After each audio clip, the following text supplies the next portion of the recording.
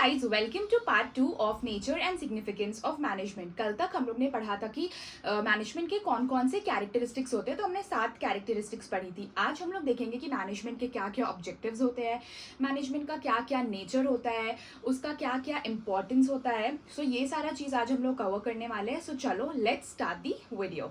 सो जो हम लोग का आज का सबसे पहला टॉपिक होने वाला है that is objectives of management. Management के 3 मोस्ट इंपॉर्टेंट ऑब्जेक्टिव होते हैं, that is organisational objective, social objective and personal objective. तो चलो हम लोग देखते हैं कि आखिर मैनेजमेंट का क्या क्या ऑब्जेक्टिव है। सबसे पहला organisational objective. Organizational objectives are those objectives that are set by the management of an organization within a predetermined period. An organization has different types of objectives that is to be achieved. These objectives are determined in consideration of the different interest of the stakeholders. Organizational objective क्या बोलना चाहता है कि हर एक organization का अपना एक objective होता है, अपना एक motive होता है, अपना एक task या एक goal होता है जिसको एक predetermined period में complete करना होता है। Every organization का सबसे important objective होता है optimum utilization of resources, मतलब कम से कम अपने रिसोर्सेज को यूज करना है और ज्यादा से ज्यादा प्रॉफिट बनाना है। तो ये हो गया तुम्हारा organisational objective. Now organisational objective का 3 डिफरेंट सब हेड्स है, that is survival, profit and growth. आप इसको याद करोगे SPG से, survival, profit and growth. Survival क्या होता है? हर एक ऑर्गेनाइजेशन यही चाहता है कि उसको मैक्सिमम टाइम एक मार्केट में सर्वाइव करना है, उसको मैक्सिमम टाइम मार्केट में टिकना है, कंपटीशन से लड़ना है और सारे ऑर्गेनाइजेशन को लंबे टाइम तक एक मार्केट में सर्वाइव करना है। प्रॉफिट क्या बोलता है? हर एक ऑर्गेनाइजेशन का एक बेसिक एम है टू अर्न मैक्सिमम प्रॉफिट। एक ऑर्गेनाइजेशन बनता ही है प्रॉफिट कमाने के लिए, उसका मेजर एम होता है कि वो ज्यादा से ज्यादा प्रॉफिट कमाए अपने pre determined period. For example, अगर एक ऑर्गेनाइजेशन ने अपनी ऑब्जेक्टिव बनाई है कि उसको एक महीना में 10 लाख का प्रॉफिट चाहिए, तो इसीलिए ऑर्गेनाइजेशन का बेसिक काम होता है कि वो प्रॉफिट कमाएगा और एक प्री डिटरमाइंड पीरियड में कमाएगा। तो उसका सेकंड मोस्ट इंपॉर्टेंट थिंग क्या हो गया? Profit. Now third most important thing is profitability. Profitability is profit only, ठीक है? So don't get confused. Now the third most important thing is growth. Every organization का growth होना चाहिए। उसका second most organizational objective, so उसका third most important thing क्या आ जाता है? growth. Organizational objective में तीसरा सबसे important topic क्या आ गया? growth. सबको अपने ऑर्गेनाइजेशन में ग्रोथ चाहिए। ग्रोथ मतलब कि अगर आज वो 10,000 कमा रहे हैं तो एक हफ्ते के बाद वो 20,000 कमाए। सो दिस इज व्हाट ग्रोथ। तो सारी ऑर्गेनाइजेशन का बेसिक ऑब्जेक्टिव होता है ग्रोथ, ताकि वो अपने ऑर्गेनाइजेशन को अलग अलग एरियाज पे हार्वेस्ट कर पाए, मतलब अलग अलग जगह पे अपने ब्रांचेस खोल पाए। सो आपको समझ आ गया होगा ऑर्गेनाइजेशनल ऑब्जेक्टिव का 3 बेसिक सब heads, that is profit, survival and growth. ठीक है, आप इसको याद रखोगे SPG से, सर्वाइवल, प्रॉफिट एंड ग्रोथ। सो ये ऑर्गेनाइजेशनल ऑब्जेक्टिव का पार्ट हो गया ना। The second most important thing is social objective. अगर अब हम लोग बात करें सोशल ऑब्जेक्टिव की, तो सोशल ऑब्जेक्टिव क्या होता है, चलो देखते हैं। सोशल मतलब लोगों की हेल्प करना। कहीं भी आप BST में एक वर्ड पकड़ोगे सोशल, अगर आपके हर चैप्टर में एक ना एक बार ये वर्ड सोशल रहेगा, आपके दिमाग में इंस्टेंट क्लिक होना चाहिए सोशल मतलब लोगों का वेलफेयर। ठीक है, so what is the keyword of social? It's the welfare of people. Social objective यही बोलता है कि बिजनेस को खुद के ऑब्जेक्टिव्स के साथ ऐसे ऑब्जेक्टिव्स भी सेट करना चाहिए कि पब्लिक का भला हो, कस्टमर्स का भला हो, सबका भला हो। मतलब business should always think about the growth and welfare of the people, ठीक है, कस्टमर्स। सो उनको हमेशा सोशल ऑब्जेक्टिव में ये ध्यान रखना है कि अपनी बिजनेस के ग्रोथ के साथ वो लोगों का भी ग्रोथ देखे ना। देखो, any organisation that approach does not solely have an objective of profit making, it also has some social obligations or social objectives to fulfill towards society. This may differ from organization to organization. For example, some aim at providing basic infrastructure to the people living around, some aim at providing maximum employment, and some aim at producing products that are environment friendly. ठीक है, now देखो, बहुत सारे organisation चाहेगा कि हम लोगों को एम्प्लॉयमेंट अपॉर्चुनिटीज दे, उनको जॉब दे, ठीक है, उनको थोड़ा सा एम्प्लॉयमेंट दे। कुछ ऑर्गेनाइजेशन सोचेंगे कि हम लोग बच्चों का एजुकेशन रख ले, तो कुछ सोचेंगे कि हम लोग लोगों को ऐसा प्रोडक्ट सप्लाई करें जो एनवायरमेंट फ्रेंडली हो। जैसे कि कुछ ऑर्गेनाइजेशन बहुत हेल्दी प्रोडक्ट्स देंगी, कुछ एकदम ड्रग्स को बैन कर देंगी क्योंकि वो एनवायरमेंट के लिए अच्छा नहीं है। So these are all the things जो आपको ध्यान में रखनी होगी। ठीक है, सो सोशल ऑब्जेक्टिव्स में कभी भी केस स्टडी में अगर आपको पूछेगा आइडेंटिफाई द ऑब्जेक्टिव, और केस स्टडी में कुछ भी ऐसा लिखा होगा कि लोगों का भला हो रहा है, एम्प्लॉयमेंट अपॉर्चुनिटीज दिया जा रहा है, एनवायरमेंट फ्रेंडली प्रोडक्ट सप्लाई किया जा रहा है, कस्टमर को अच्छा गुड क्वालिटी प्रोडक्ट्स दिया जा रहा है, तो ये हो जाएगा सोशल ऑब्जेक्टिव। ठीक है, now coming to the third topic, that is personal objective. Personal objective क्या होता है वो समझो। देखो, पर्सनल ऑब्जेक्टिव की अगर हम लोग बात करें तो खुद का भला होना। अब ऑर्गेनाइजेशनल, तो ऑर्गेनाइजेशनल ऑब्जेक्टिव देख लिया, अपने लिए भला। सोशल ऑब्जेक्टिव बाहर वाला के लिए भला कर लिया, लेकिन पर्सनल ऑब्जेक्टिव में आपका आ जाएगा एम्प्लॉइज का भला। एक ऑर्गेनाइजेशन में बहुत सारे इंडिविजुअल्स काम करते हैं तो उनका भी तो कुछ बेनिफिट होना चाहिए, राइट? सो चलो देखो, every individuals joins an organisation to pursue their objective. सबका कुछ ऑब्जेक्टिव होता है। Some join for good package salary, some join for greater recognition and some just for survival. So this depends from individual to individual, ठीक है?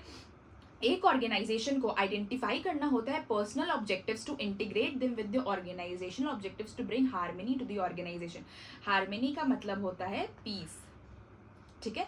Harmony का मतलब होता है पीस। ऑब्जेक्टिव ये बोलना चाह रहा है कि एक ऑर्गेनाइजेशन को सिर्फ खुद का भला नहीं करना है, उसको अपने ऑर्गेनाइजेशनल ऑब्जेक्टिव के साथ पर्सनल ऑब्जेक्टिव को भी दोनों को साथ जोड़ना है।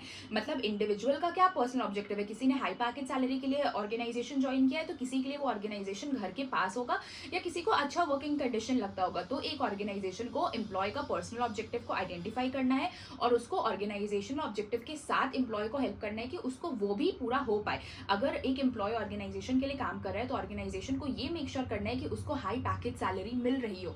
तो ऐसे क्या होगा कि ऑर्गेनाइजेशन का भी भला होगा और एम्प्लॉय का भी भला होगा। सो ये बोलता है पर्सनल ऑब्जेक्टिव की ऑर्गेनाइजेशनल ऑब्जेक्टिव को पर्सनल ऑब्जेक्टिव के साथ मिलाकर रखना चाहिए ताकि एक ऑर्गेनाइजेशन में हार्मनी हो, पीस हो, ठीक है? Got it?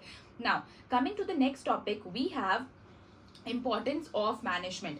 अब अगर आप इंपॉर्टेंस ऑफ मैनेजमेंट भी देखोगे तो आपका 5 तरह का इंपॉर्टेंस होता है मैनेजमेंट का। क्या क्या आखिर मैनेजमेंट का इंपॉर्टेंस हो सकता है, हम लोग वो देखेंगे। चलो, तो सबसे पहला आ जाता है अचीवमेंट ऑफ ग्रुप ऑब्जेक्टिव्स, ठीक है?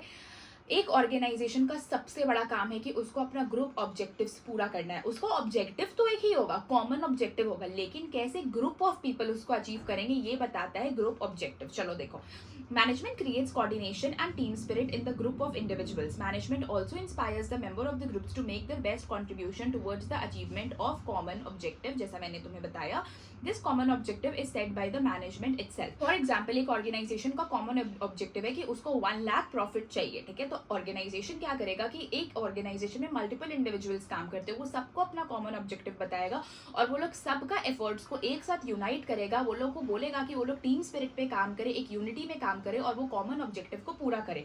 तो इससे मैनेजमेंट क्या करता है, हेल्प करता है achievement of group objectives.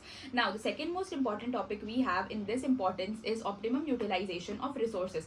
Management का सबसे ज्यादा इंपॉर्टेंट काम है ऑप्टिमम यूटिलाइजेशन ऑफ रिसोर्सेज, कि कैसे वो ज्यादा से ज्यादा प्रॉफिट को मैक्सिमाइज करे और अपने रिसोर्सेज को कम करे, कम से कम खर्चा में वो ज्यादा प्रॉफिट निकाले। देखो, management brings together men, money, material and machines in the right proportion to reduce cost and maximise production. मतलब वो मेन, मटेरियल, मशीन्स, मनी, ये सारा चीज को कम कम पोर्शन में लाएगा ताकि वो प्रोडक्शन कॉस्ट अपना कम रखे, अपना लेबर कॉस्ट कम रखे, अपना मशीनरी कॉस्ट कम रखे और उससे ज्यादा वो ऑब्जेक्टिव्स को पूरा करे, ज्यादा सामान बनाए। ऑर्गेनाइजेशन क्या करती है कि मेन, मनी, मटेरियल्स और मशीन्स को राइट प्रोपोर्शन में लाती है ताकि उसका कॉस्ट ऑफ प्रोडक्शन कम होए और उससे वो प्रॉफिट को मैक्सिमाइज करे।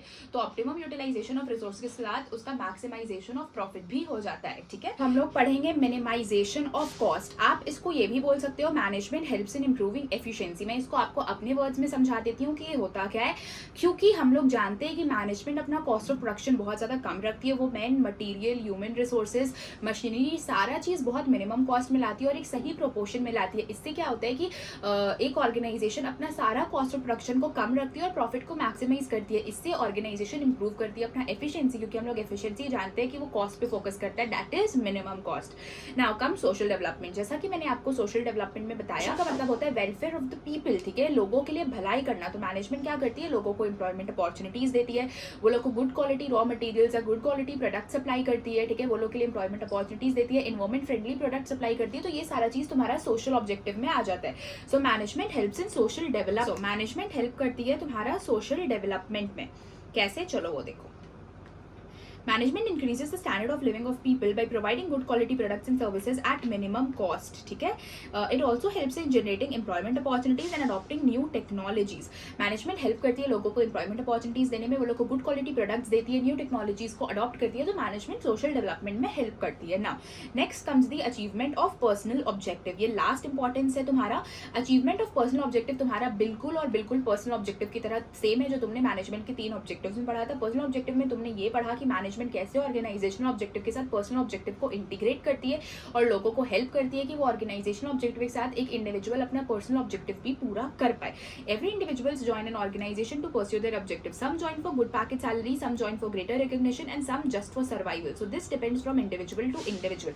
मैनेजमेंट एक इंपॉर्टेंट रोल प्ले करता है पर्सनल नीड्स को आइडेंटिफाई करने में और उसको ऑर्गेनाइजेशनल ऑब्जेक्टिव्स के साथ जोड़ने में, ताकि एक ऑर्गेनाइजेशन में हार्मनी. मतलब ऑर्गेनाइजेशनल ऑब्जेक्टिव ये बोलता है कि अगर एक इंडिविजुअल ऑर्गेनाइजेशन में सही काम कर रहा है, अपना ऑब्जेक्टिव्स को पूरा कर रहा है, कॉमन ऑब्जेक्टिव ऑर्गेनाइजेशन को पूरा करके दे रहा है, तो उसको हाई पैकेज सैलरी भी दो, गुड एनवायरमेंट कंडीशंस भी दो और उसके साथ साथ उसको एक ग्रेटर रिकॉग्निशन, उसको एक ग्रेटर सपोर्ट भी दो. तो इससे क्या कर रहा है मैनेजमेंट ऑर्गेनाइजेशनल ऑब्जेक्टिव के साथ पर्सनल ऑब्जेक्टिव को भी एक साथ इंटीग्रेट करके एक ऑर्गेनाइजेशन में हार्मनी लेकर के आ रहा है, पीस लेकर के आ रहा है. तो अचीवमेंट ऑफ पर्सनल ऑब्जेक्टिव यही बोलता है.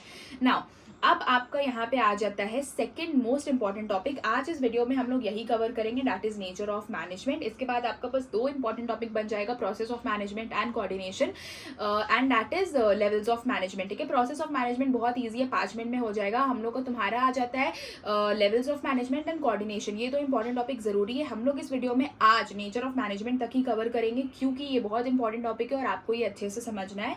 तो चलो, सबसे पहला नेचर ऑफ मैनेजमेंट. हमारा 3 तरह का नेचर ऑफ मैनेजमेंट होता है. Management as art, management as science and management as profession. अब यहाँ पे बच्चे कंफ्यूज हो जाते हैं कि आखिरकार ये है क्या. ठीक है, ये क्या बोलना चाह रहे हैं, नेचर क्या.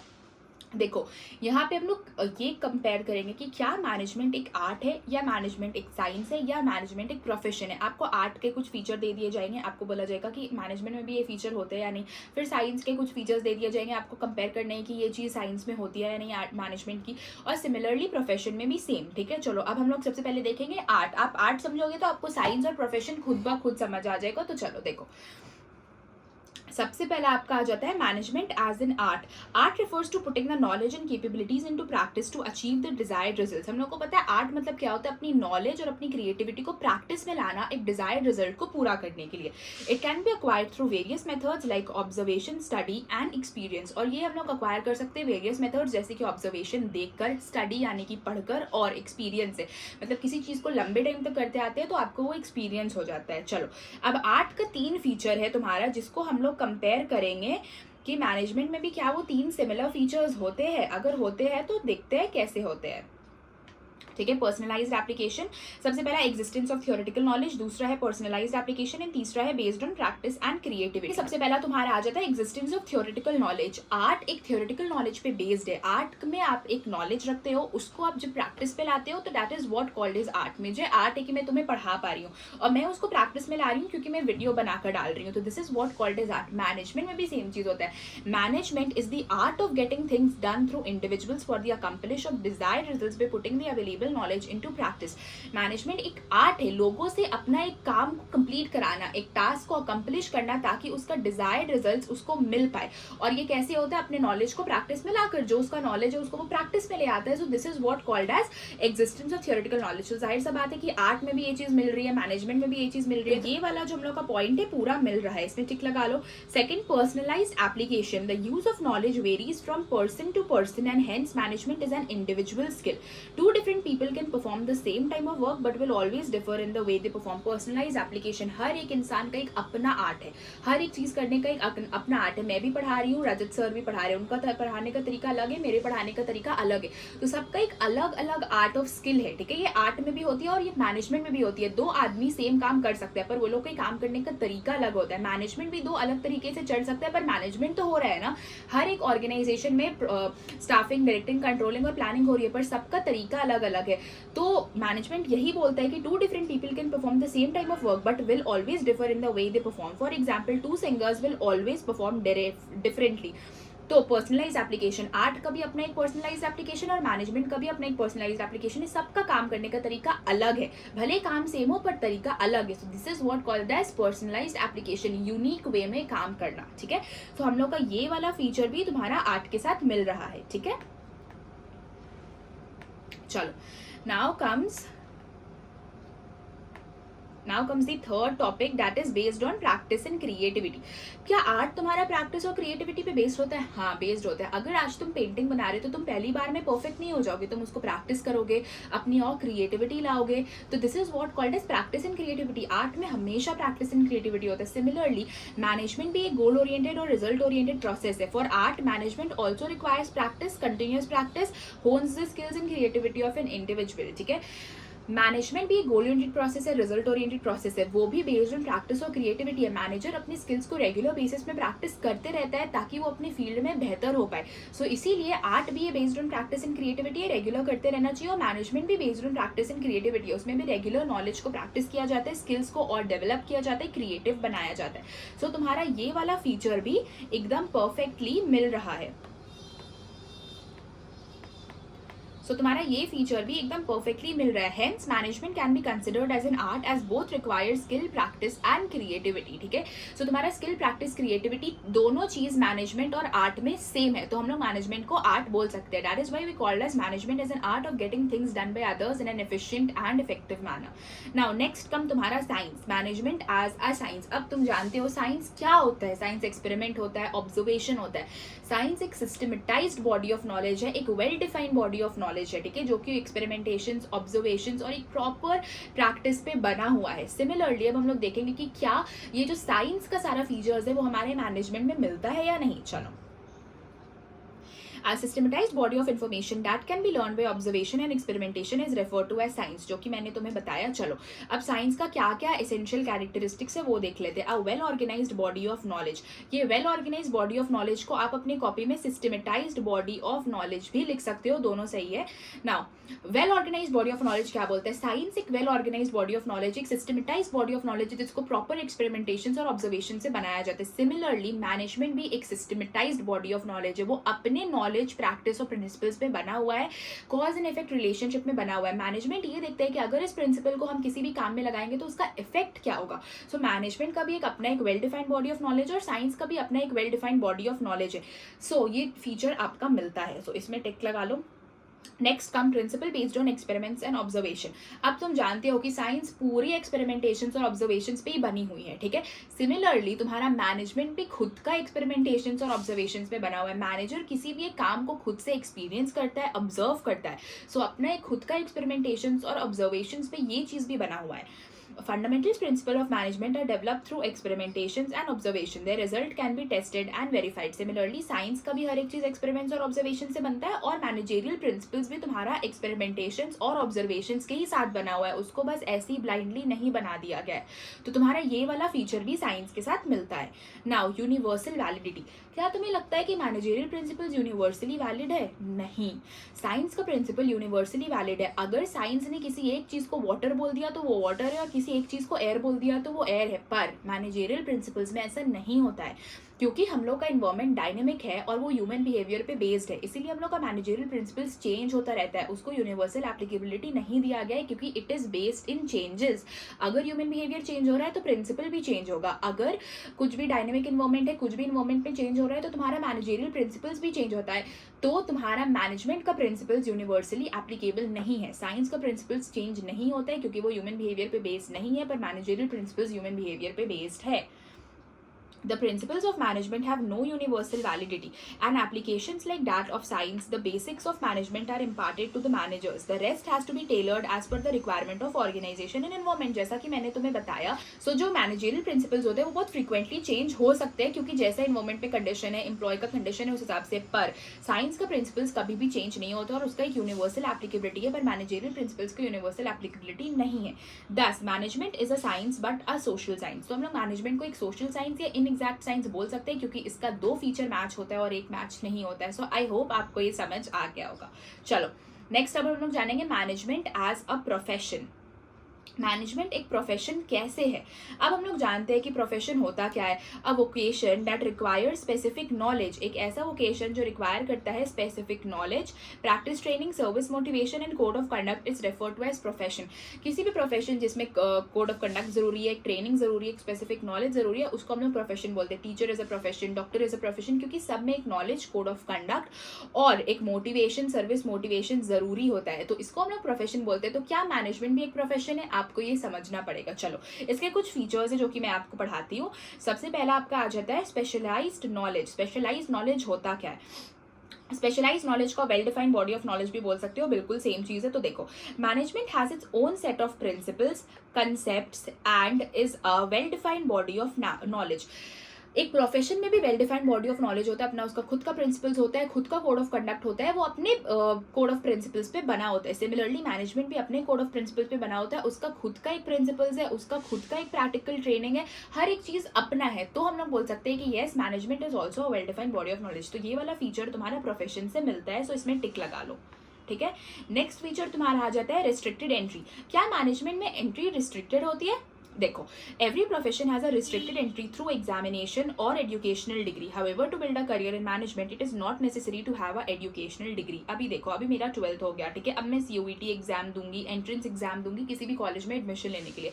तो हर एक इंस्टीट्यूशन एक प्रोफेशनल डिग्री या एजुकेशनल एग्जाम से रिस्ट्रिक्टेड है, पर मैनेजमेंट में ऐसा नहीं होता है। मैनेजमेंट में एक इंसान तब भी आ सकता अगर उसके पास कोई भी ऐसा एजुकेशनल डिग्री या प्रोफेशनल डिग्री नहीं हो। सो ये वाला फीचर तुम्हारा नहीं मिलता है प्रोफेशन के साथ। मैनेजमेंट में कोई भी रिस्ट्रिक्टेड एंट्री नहीं होती है, सो इसमें लगा लो क्रॉस।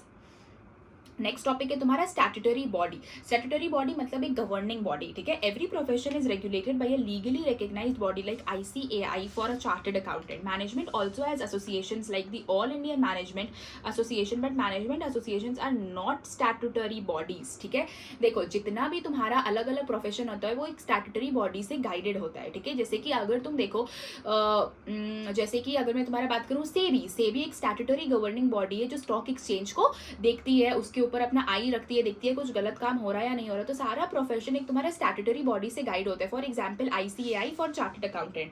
पर मैनेजमेंट में ऐसा नहीं होता है। मैनेजमेंट का भी अपना एक स्टैट्यूटरी बॉडी है, ऑल इंडिया मैनेजमेंट एसोसिएशन, पर ये एक स्टैट्यूटरी बॉडी नहीं है। मैनेजमेंट अपना खुद का प्रिंसिपल बनाता है, अपने हिसाब से काम करता है, अपने गाइडलाइंस के हिसाब से काम करता है। तो तुम्हारा ये वाला चीज भी प्रोफेशन से नहीं मिलता है। नेक्स्ट तुम्हारा आ जाता है code of conduct. Like every profession, सारे प्रोफेशन में तुम्हारा कोड ऑफ कंडक्ट होता है। जब तुम एक ऑर्गेनाइजेशन में जाओगे तो तुमको वहां पे ओथ लेना पड़ता है, तो कोड ऑफ कंडक्ट होता है। मैनेजमेंट में भी कोड ऑफ कंडक्ट होता है, पर ये कोड ऑफ कंडक्ट बाउंड नहीं होता है। इंडिविजुअल्स को एकदम रिस्ट्रिक्टेडली फॉलो नहीं करना पड़ता है। तो अगर तुम बोलो तो ये वाला फीचर भी तुम्हारा प्रोफेशन के साथ नहीं मिलता है। इसको रीड भी कर लो। Like every profession, manager also have a code of conduct, but it does not legally bind a manager as compared to professional code of conduct. मतलब मैनेजर के ऊपर लीगली बाइंडेड नहीं होता है। मन है तो फॉलो करो, नहीं मन है तो नहीं करो, तो ये भी मैच नहीं होता है। सो इसमें भी तुम जल्दी से क्रॉस लगा लो। Now last one is service motive. तुम्हारा ये जो फीचर है सर्विस मोटिव, अगर तुम देखो कि ऑर्गेनाइजेशन का एक सर्विस मोटिव होता है अपने एम्प्लॉयज को एम्प्लॉयमेंट अपॉर्चुनिटीज देना, वो लोग के वेलफेयर के लिए काम करना, एक अच्छा वर्किंग कंडीशन देना। तो लेटली प्रोफेशन की तरह मैनेजमेंट भी सर्विस मोटिव पे बिलीव कर रहा है। Nowadays, profit maximization is only not the goal of management. Rather, they also strive to serve society. This is done by producing good quality goods and charging reasonable prices, ठीक है। तो management भी service motive पे ध्यान दे रहा है, अच्छे quality के प्रोडक्ट्स दे रहा है कस्टमर्स को, वो लोग को रीजनेबल प्राइस पे दे रहा है, वो लोग के लिए एम्प्लॉयमेंट जनरेट कर रहा है। तो वो भी सर्विस मोटिव पे ध्यान दे रहा है, बिल्कुल एक प्रोफेशन की तरह। तो तुम्हारा ये फीचर कहीं ना कहीं मिलता है। तो तुम्हारा दो ही फीचर मिल रहा है मैनेजमेंट के साथ। तो मैनेजमेंट करेंटली प्रोफेशन नहीं है, पर आने वाले टाइम पे मैनेजमेंट एक प्रोफेशन बन सकता है। ये तुम अपनी कॉपी में लिख सकते हो, ठीक है। सो गाइज, आज के वीडियो के लिए इतना। आज आप नेचर ऑफ मैनेजमेंट तक अच्छे से री-रिवाइज कर लेना, और कल हम लोग पढ़ेंगे levels of management, functions of management and coordination. तो वो आपका इजीली कंप्लीट हो जाएगा। एंड देन फिर हम लोग एक दिन रखेंगे केस स्टडीज के क्लासेस। तो आप केस स्टडी भी साथ साथ सॉल्व करते जाओगे तो आपको बहुत ईजी लगेगा। अगर अभी तक तुमने रोड मैप्स नहीं खरीदी है तो प्लीज खरीद लो। डीएम करो लर्न विद फाइमा में, और ₹49 में आपको BST का रोड मैप दे दिया जाएगा। और अगर आपको अकाउंट्स भी चाहिए तो उसके लिए आपको ₹70 देना पड़ेगा। तो टोटल आप ₹119 में दोनों रोड मैप्स ले सकते हो। इस रोड मैप में आपको tips, tricks, topper strategies, important chapters with highlights दिए जाएंगे, और आपको ये भी पूरा मंथली प्लान दिया जाएगा कि कब कौन से महीने में कौन सा चैप्टर पढ़ना है। तो आप जल्दी से रोड मैप ले लो। You are investing in your studies and ₹119 is nothing for you. तो आप जल्दी से ये रोड मैप ले लो, और QR के थ्रू पेमेंट करने के बाद आपको ये रोड मैप्स इंस्टेंटली भेज दिया जाएगा। सो चलो मिलते हैं नेक्स्ट वीडियो में। आज के वीडियो को लाइक करना, शेयर करना, सब्सक्राइब करना, और कमेंट में ये जरूर बताना कि आपको चैप्टर समझ आया या नहीं। बाय।